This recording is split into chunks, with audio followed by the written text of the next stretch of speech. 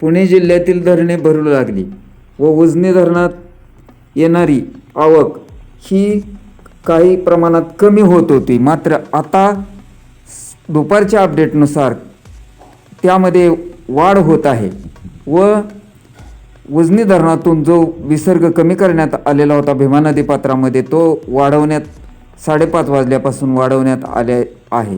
तो किती आहे काय आहे तो पाहण्या अगोदर आपण चॅनेलला सबस्क्राईब करा, जेणेकरून आमच्या सर्व अपडेट तुम्हाला सर्वात अगोदर मिळत जातील. उजनी धरणातून दुपारी 3 वाजता आलेल्या अपडेटनुसार येणारी आवक ही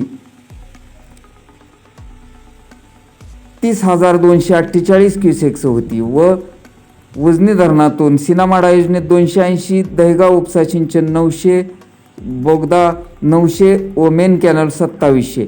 मात्र 5:30 वाजताच्या अपडेटनुसार उजनी धरणातून जो 30,000चा पूर्वी विसर्ग होता त्यामध्ये वाढ करून 40,000 क्युसेक्स एवढा करण्यात आलेला आहे.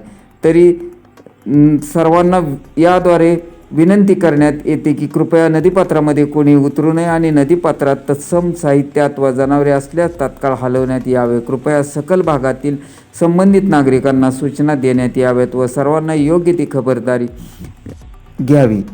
उजनीमध्ये येणारी आवक वाढू लागल्या कारणामुळे विसर्गामध्ये आणखीनही वाढ होण्याची शक्यता असल्याचे सांगण्यात येत आहे.